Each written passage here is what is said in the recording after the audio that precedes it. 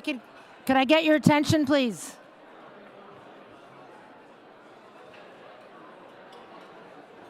Shh. It worked. Good afternoon. Please join me in welcoming our webcast viewers. My name is Jillian Riley, and I'm proud to be the president of the Canadian Club of Toronto and your host for today. Viewers, thank you for joining us. Each season, we strive to bring you a diversity of speakers who address issues that are top of mind. We are conscious of the rich diversity of our wonderful country and strive to reflect this not only in the topics, but in the speakers who present them. We are proud of our club's track record of providing a forum for decision makers and thought leaders to share their viewpoints with us. Shopify's COO and the editor-in-chief of the Toronto Sun will do that momentarily. Before I formally introduce them, let me tell you about a few of our upcoming events. On Friday, November 17th, the Honourable Reza Moridi, Ontario's Minister of Research, Innovation and Science, will be at our podium. And on November 22nd, we will hear from an esteemed panel around Canadian pensions and their success. To order your tickets or to learn more about the club, please visit our website at canadianclub.org. You can also join the conversation via Twitter and Instagram by following us at CDNCLUBTO or by using that hashtag. I would like to take this opportunity to thank Vice for generously supporting today's event. Vice is represented today by Sarosh Alvi. Thank you.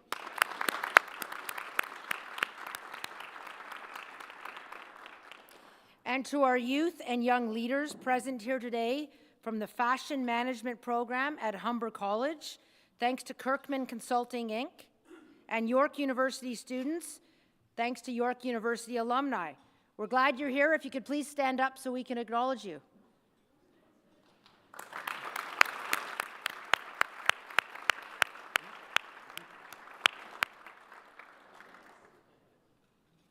And now our guest speaker. Canada's retail industry continues to undergo major change. Toys R Us and Sears are the latest to fall victim to the changing consumer-driven retail market. Some international brands like Saks Fifth Avenue have opened their doors here in Canada. Amazon is shopping for a second headquarters, and online purchases continue their meteoric rise. So, what does the future of retail look like? Who better to inform us than Chief Operating Officer of Shopify, the e-commerce platform for small and medium-sized businesses? More than 500,000 businesses around the world rely on its multiple sales channels to drive growth. Harley Finkelstein is Shopify's COO. He is also an entrepreneur and lawyer, founding his first company at 17 while at McGill University. He completed his law degree and his MBA at the University of Ottawa. Harley is one of the dragons on CBC's Next Gen Den. Last year, he was inducted into the Order of Ottawa.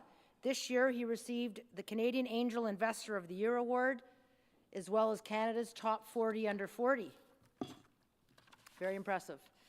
Joining Harley in conversation is Adrienne Batra, Editor-in-Chief of the Toronto Sun and 24 Hours Toronto. You may have seen her on Fox Business News, CNN, and BBC. Adrienne is also a regular contributor on Canadian broadcast stations, including CBC National, AM 640, and CP24. And members and guests, please don't forget, if you have a question, we love to get questions, please fill out one of the Q&A cards that are on your table, and our staff will collect them. Harley and Adrienne, the Canadian Club of Toronto's podium is yours. Thank you. Thank you very much, Jillian. Good afternoon, ladies and gentlemen. I am Adrienne Batra. Thank you very much for joining us here at the Canadian Club. In conversation at our table, we were discussing how they are trying to bring in new and diverse voices and unique perspectives. Well, I can't imagine anyone more unique and diverse of a perspective than yourself, Harley, so welcome. I know that there are going to be a lot of questions, so again, please submit those. We will get you to answer that. So let's start very broadly. What is the future of retail, and what does that mean? There's an easy one for you. Can you guys hear me? Yeah. So I think the future retail, at least from my perspective, has two major macro trends, macro shifts. And I've talked about this, so some of you that have heard me speak will have heard the story before. When I was 8 years old, and I wanted to buy that new video game that was about to come out, my dad and I would line up in front of the video game, the electronics store in Montreal, where we lived at the time, at 7 o'clock in the morning. Because at 8 o'clock in the morning, the doors would open, and every kid and their dad or their mom or whoever would rush into the store and try to grab that video game. And that is really how retail has operated since the beginning of time. John Wanamaker created the first department store on the planet in Philadelphia in 1876. And frankly, retail has not changed since then and even before that. And what retail was all about up until very recently was it was all about the retailers dictating to the consumer how the purchase should be made. So the retailer that sold the video game dictated to me and my dad that if we want to make this purchase, here's how we have to do it. You don't want to do that? Too bad, so sad. So that's the first shift that I think is happening. What I believe is happening today is that the consumer is beginning to dictate to the retailer how he or she wants to make the purchase. When, where, how, using what channels, using what payment methods. It's really about consumer choice. That's the first macro trend. The second one that I think is really important is this idea of disintermediation. Now, we've seen brands that have been vertically integrated for a very long time, a lot of the luxury brands, for example, where they design, they manufacture, they market, they sell, they own the entire stack of the retail chain. And that was limited to certain brands that had a lot of capital, that had a lot of resources. And what I'm seeing today is that companies and brands and manufacturers that don't necessarily have a lot of resources are also beginning to cut out the middlemen. So a good example of that would be a company that makes a skateboard. I go to work most days on a boosted board, as some of you have heard. And isn't that what your CEO, wasn't he here selling skateboards? Snowboards, actually. That's right, yeah. So I ride a motorized skateboard to work. I have two choices where I can buy this skateboard. I can buy the skateboard at Best Buy, and I can go into the store, and I can ask the clerk, the salesperson there, to talk to me about the skateboard. What is the range? When do I have to replace the tires? And more times than not, I will probably get a weird look because they're not going to know anything about this product because their job is to sell all these products and they won't have any in-depth understanding of any particular product. Or I can decide that I can buy that skateboard directly from boostedboard.com from the people that made it. Now the difference there is when I buy it directly from Boosted Board, who has an online store on Shopify, they keep all of the money that I pay for it. Therefore, they can charge me less money. I, as a consumer, can pay less money because there's no additional margin being paid to Best Buy. And my consumer experience is so much better because I can ask questions in real time about the skateboard. And I think the reason that in the past we as consumers were willing to give a Best Buy type retailer a profit margin was they added value to the chain. And the value that they added was the fact that they had a physical location nearby. That convenience of walking in, that distribution, that was worth something to us as consumers. And so we were okay with giving them some sort of rev share or some sort of commission for that sale. Well, what's happened is the internet has democratized distribution. No longer is it enough for a retailer just to have a store. They have to add more additional value. So both the idea of consumer choice and the idea of disintermediation, I think, are the two major macro trends. And I think that people talk about the death of physical retail, the death of stores. I do not believe that. I believe there's a renaissance happening in retail, both traditional retail and online retail. And I think the retailers, particularly the physical retailers that are going to be really successful in the future, they're going to understand that they have to add some value. And they may look like a Harry Rosen experience where you walk in and the person there knows your size, knows your taste, knows everything about that item. And so you say to yourself, I'm willing to pay Harry Rosen a margin above what those goods cost because they add value. But I think if you're just going to have a physical location, that is not enough to justify a profit margin as it once was. There's constant conversations about being a disruptor. No one knows that better than me, working in a newspaper business, things aren't going so well. But I want to talk a little bit about being a disruptor. Like Shopify's enjoyed an extraordinary amount of success in a very short period of time. You've had to grow, you've had to adjust, you've had to accommodate. How do you manage all of that while continuing to stay not only just relevant, but the platform where you want to see retail come to? Sure. So on a personal perspective, as an individual, the way that, so this is my first rodeo, and Toby's as well. We've never ran a multi-billion-dollar publicly traded company ever before. This is its first time for us. So for us, we had to get really, really comfortable with becoming uncomfortable. And that's been a huge advantage to us. It's been really great that whether it's coaching or it's mentors, people like Sarush, who's an advisor and mentor to me personally, having great people in my life that I can talk to, that I can get advice from, that I can learn from is really important. And Shopify is a culture of introspection and really personal growth as much as possible. We really want people to really push beyond their comfort zones. So that's the way I've been dealing with it on a personal level. From a company perspective, I think the reason that we've been successful is because if you were to walk outside right here on Front Street, I think, whatever street this is here, and you were to ask 10 random people what Shopify does, 9 out of the 10 would tell you that we enable e-commerce. We help people build online stores. But actually, that's not really what we do. We do a ton more than that. We have merchants that use us in their brick and mortar locations. We have merchants that just use us to sell on Instagram. We just announced our Instagram channel last week. We have merchants that use us to cross-sell on marketplaces like eBay and Amazon. We just want to help merchants, entrepreneurs, SMBs, big companies sell anywhere. And so I think the reason that we've continued to innovate, at least so far really well, is because we don't rest on our laurels. E-commerce we became the leader in e-commerce, and that was really great. But the future of retail is retail everywhere. And if it's retail everywhere and Shopify wants to be at the center of the retail revolution, at the center of small business and entrepreneurship, we have to have products that accommodate all of those retail channels. So that's a long answer to a short question. I think the reason that we've been able to continue to disrupt is because we do not look back on what we've done as anything that we should be doing in the future. We're happy. At some point, websites may go away. There's a really good chance that websites will go away at some point. If you look at a place like India, for example, they have leaped over PCs and laptops right to mobile phones. By virtue of that, most websites don't load really well on a mobile phone, and so apps are becoming more relevant, and new ways to engage are becoming more relevant. I think the companies that tend to lose their pace of innovation over time are the ones that say, well, we have this really great product from a couple years ago, we're just gonna keep innovating on that. We have no problem, terrible term, but we have no problem knifing the baby. We have no problem throwing the baby out with the bathwater.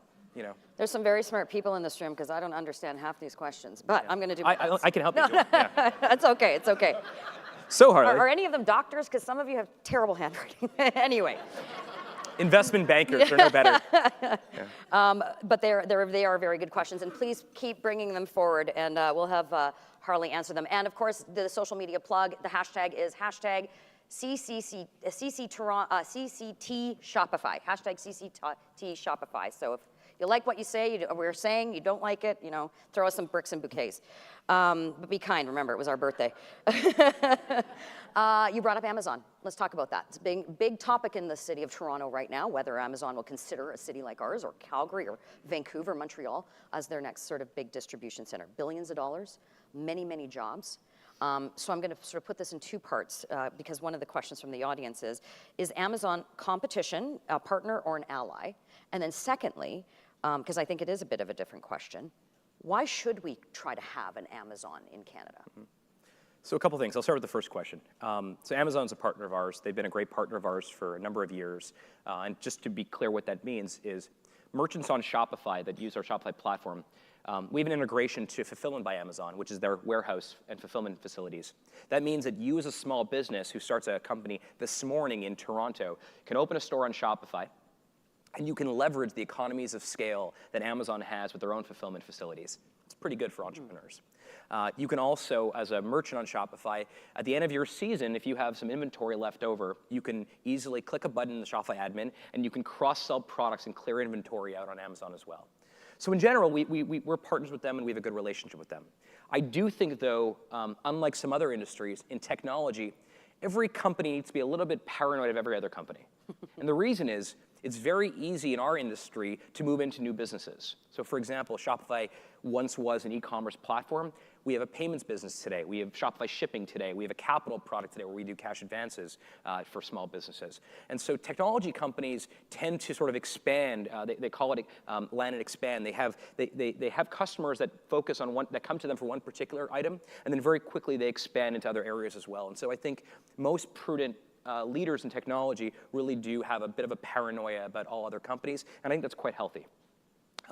That being said, from a consumer perspective, I just set up my 85-year-old grandmother, my bubby, with subscription of all the sort of weekly necessities she needs, whether it's toilet paper or detergent or shampoo. And once a week, she gets a box delivered to her house in Montreal with all the stuff she needs. That means in the middle of February, she doesn't have to run out of her house and schlep and put the boots on, and it's not great for her to do that. So from a consumer perspective, if you are buying a staple, you are buying something that is utility, something that has a UPC code on it, I really do believe Amazon has an economy of scale that makes it really a convenient, easy way to purchase.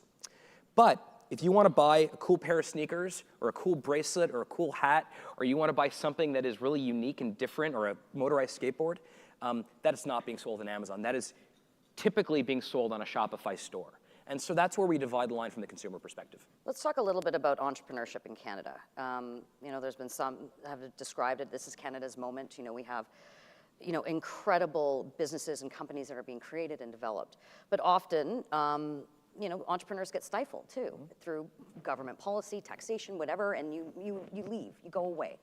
What keeps you guys here? So a couple things that I think are important to realize.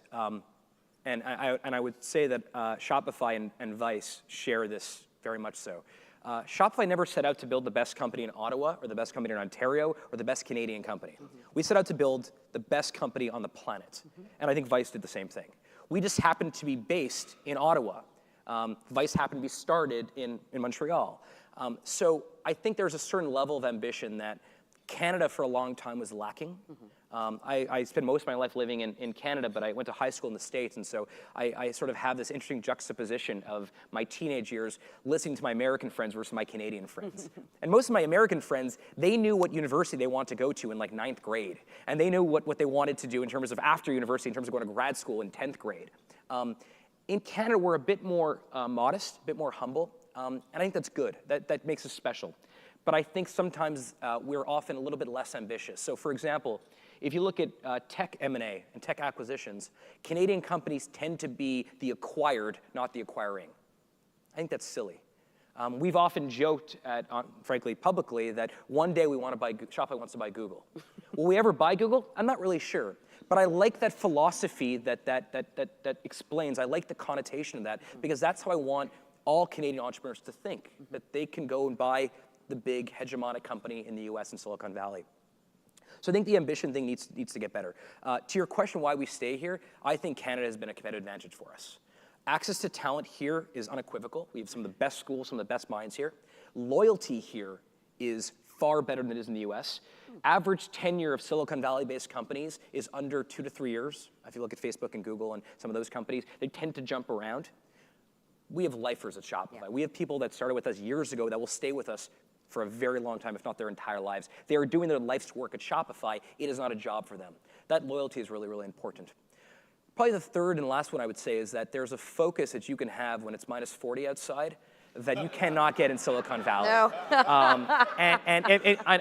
I know it's funny, but it's true. It's right. Like you can really focus in the dead of winter in Ottawa or Montreal or Waterloo or Toronto, whereas our staff in San Francisco, they're at some cool coffee shop with the DJ on the ceiling or something like that. So actually, I think Canada's been our competitive advantage. There was a difficulty initially for us, which was that it was tough to raise capital initially in Canada. So we ended up raising money from some US counterparts, US VCs, and then some Canadian VCs came on after. I would like to see more Canadian venture capitalists leading these rounds, coming in the Series A, not waiting for the endorsement from the American VCs to then pile on afterwards. You got a pretty good audience to make that pitch to. That's absolutely right. You're in the right spot. And that's one of the reasons that myself and a bunch of Canadian entrepreneurs now have become angel investors. Yeah. Part of it is that I believe in a lot of these companies, and I think I'll see an economic return. But some of it is that I actually believe in the paid forward approach to Canada. I think more of that is really important. Where are we falling behind as far as technology is, again, disrupting so many aspects of our lives? We've seen big grocery retailers, they're now going to put in automatic. And I mean, for a whole host of reasons, they're responses to certain policies or whatever the case may be. But then we're going to be putting out a lot of people out of work. How do you sort of see, like if you had an opportunity to sit with a number of policymakers, which I'm sure you're afforded that chance, what do you tell them? What do they need to do to modernize? What do they need to do to continue to ensure that we're training and giving talent to the next generation, or even those that are in the sector now? Yeah. They're a little bit older, but they're not quite ready to leave. So you talk a lot, you hear a lot about things like autonomous vehicles, for example, Yes. and what that's going to do to truck drivers, for example. You hear a lot about sectors like our oil and gas sector, natural resource sector, which is struggling right now relative to technology. So certainly things like training play a big role there. But I actually have a little more of a romantic vision or a romantic dream about all this stuff. I think a lot about this concept of life's work, the ability to do what you love doing throughout the entirety of your life. And when I compare my view about life's work, or this mentality, philosophy about life's work, with my parents or my grandparents, they think it's a really nice, cute little thing. Because for my grandparents, the idea of life's work was not something that they even thought about. They looked at work as survival. It was about putting food on the table and a roof over their head. And even for my parents, who are now in their late 60s, it was about putting good food or better food on the table and a better roof over their heads. And so for me, because the basic necessities, if you think about Maslow's hierarchy of needs, are mostly covered, it means that I actually can think about things like creativity and passion projects and all these different things. And what I'm hoping I'm hoping one of the change that happens through the technology advancing and some of these jobs potentially being obsolete is that that woman or that man who goes home at night from their job that they absolutely hate and goes to their workshop or goes to their garage and they tinker and they make these beautiful children's toys, or that woman who makes beautiful jewelry around her kitchen table for her family, that they actually think about commercializing their hobby. They think about commercializing their passion. They start a store on Shopify or some other platform, and they actually do their life's work. And I think a lot of the advances you will see will actually help people or push people, and sometimes they won't be ready to be pushed, but it will incentivize them to think about, what actually do I want to do with my life, given that I don't have to drive a truck for 18 hours a day? We have a number of questions from the audience, so that's great. I'm going to boil this question down, but I think it's a really good one, because it recognizes Shopify as a brand around the world. And as this questioner asks, not dissimilar to Nortel or RIM. But this is the question. Yeah. They all know what happened to those companies. So why did those companies, in your view, why did they fail and lose their leadership position? And then the follow-up is, how do you avoid that? Yeah.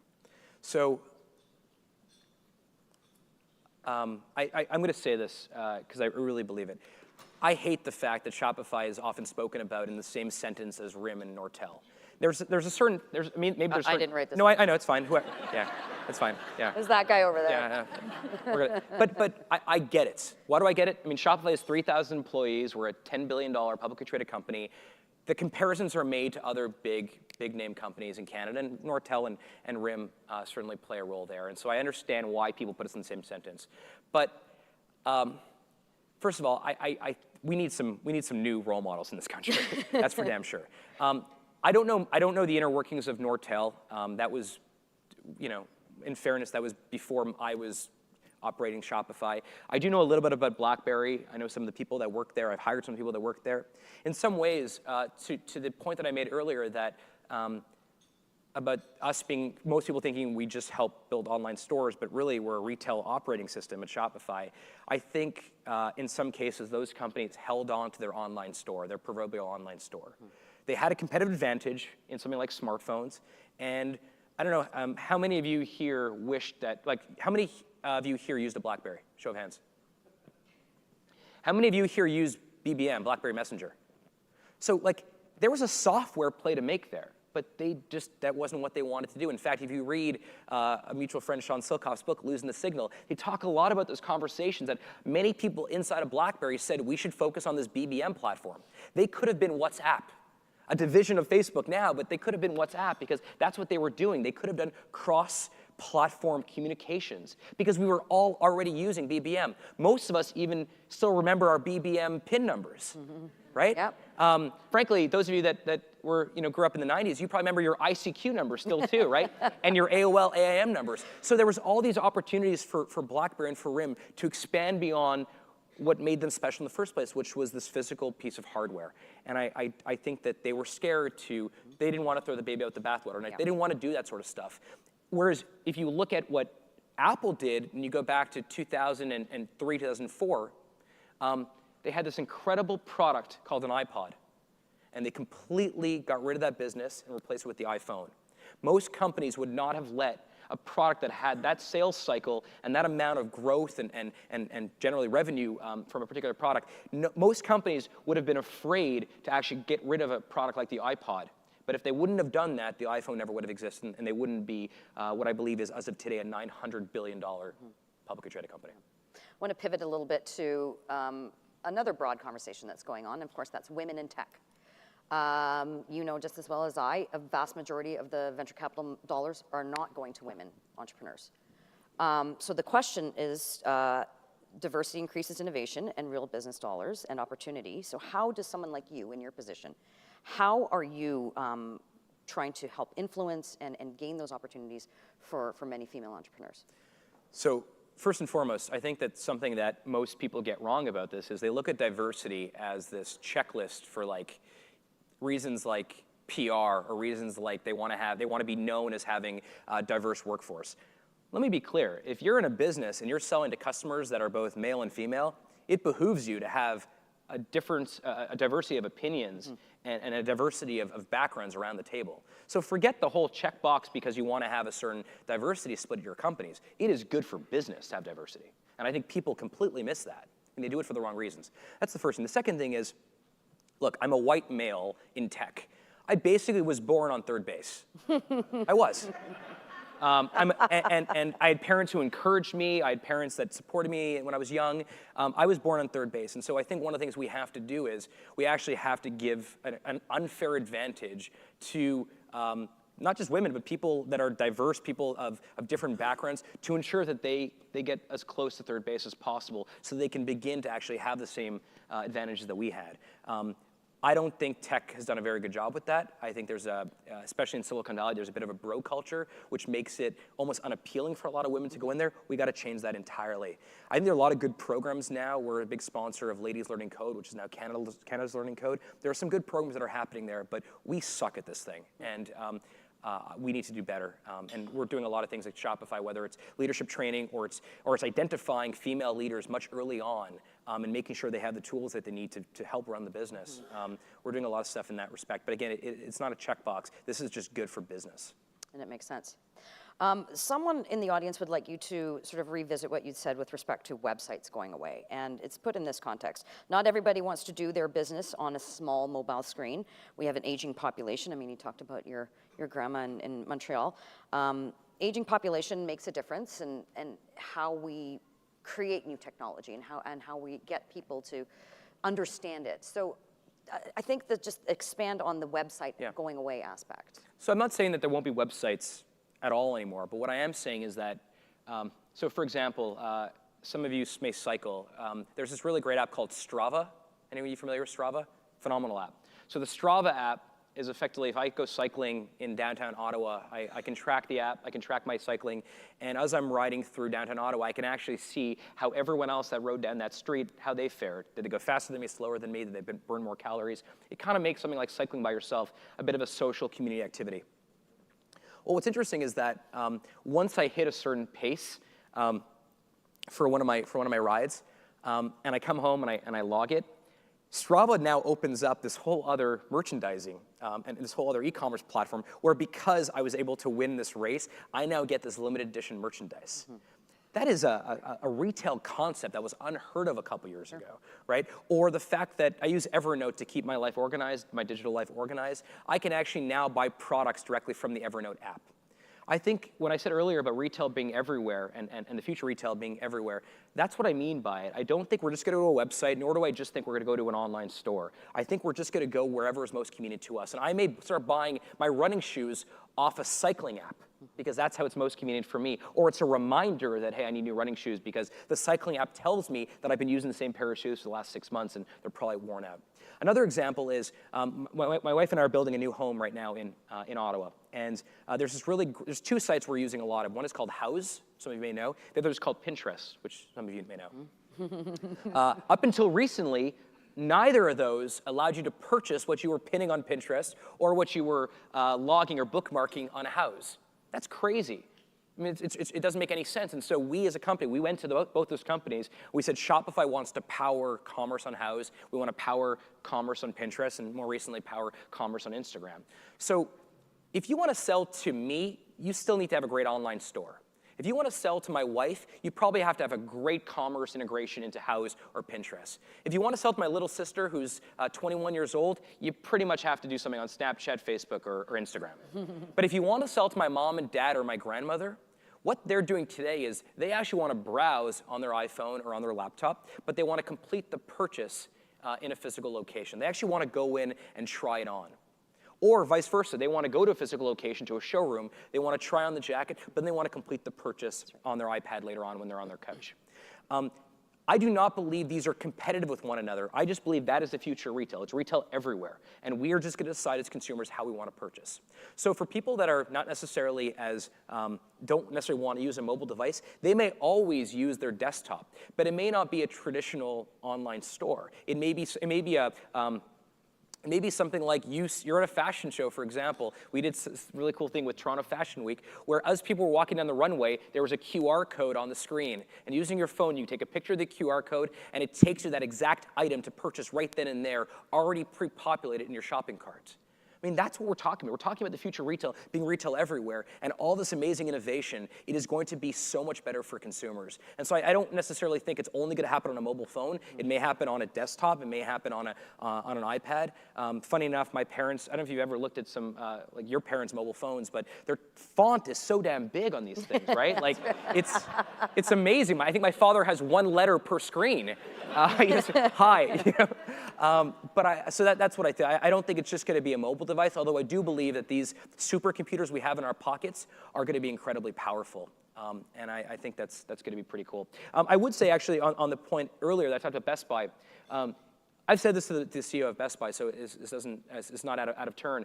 I think what Best Buy should do is they should have these really small stores, almost like one of those Rogers stores, where you go in and their top 30 products are around there. You have sales staff in store who are so knowledgeable about every single product, and it's just a demo, it's just a showroom. You can play with the camera, you can ride the skateboard, and then afterwards they give you a coupon code and you can complete the purchase at home on bestbuy.com. If they did that, I would believe that they would deserve the profit margin that they're entitled to. If they're just going to have a physical store with someone who knows nothing about the products and add no value, I don't feel they justify their margins anymore. Well, I think that's actually probably a good place to put our last question, because we are almost out of time. This audience member is thanking you for kickstarting the King and Portland Jobs and Construct, so that's wonderful. But specifically on bricks and mortar, when you watch a new mall going up and all of these big facilities, do you sort of sit back and think, why are you doing this? This is backwards. I mean, there's still a need for the consumer to physically go somewhere. But is this reasonable? Is it, all of these logistics that it takes to physically build something versus going online? So they want to know, will we continue to see malls being built or logistics stores and drone delivery? It's a long question. You got 5 minutes to answer. So I heard this great quote a while ago, which is that malls in America have been under-bulldozed. I believe that. I think malls in America have been under-bulldozed for sure. But I absolutely do believe you will see more malls and more storefronts, physical storefronts popping up. I think there's definitely a place for it. However, what I think you're going to see is that there's a great Canadian company called Frank & Oak. Ethan Song is a CEO, great Montreal entrepreneur, a really great guy. They have stores all over the country. They also have an amazing online store as well. Whether you buy something in his physical retail store in the Rideau Centre or in Montreal or in Toronto, or you buy it online, or you buy it using his app, or you buy it on one of the marketplaces that he cross-sells on, he does not give a shit. It's all retail to him. He doesn't care what channel you use. One channel feeds the other channel.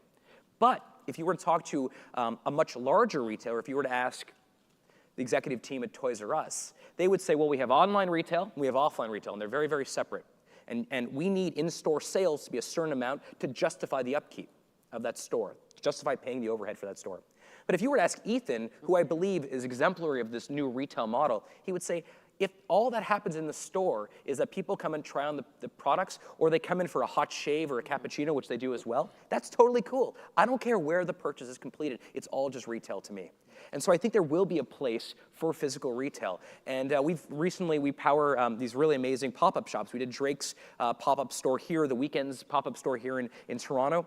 A lot of people just went in there to see the products and then bought it on social media afterwards. They didn't care about that. They just wanted to engage with their audience. And I think the retailers that will be most successful will understand that the future retail is channel agnostic. And by the way, when AR starts to really hit, there's this great app you should download. It's called the Magnolia app. Magnolia is a very famous home furnishing store out of the States. Using Shopify and now I'm getting excited, and the Apple AR kit, which just came out, the augmented reality kit, you can literally start placing objects, virtual objects, on your furniture. You can see the way a lamp is going to look on your table before you buy it. That is amazing. I don't care how old or how young you are. I don't care what your background is. That is an incredible purchasing experience. And by the way, that's going to be the standard operation going forward. And that's almost like a video game. Harley, this was fascinating. We're Yeah. all going to be very eager to see what Shopify does next. Thank you very much for being here. It was Thank you amazing. so much for having Thank me. you.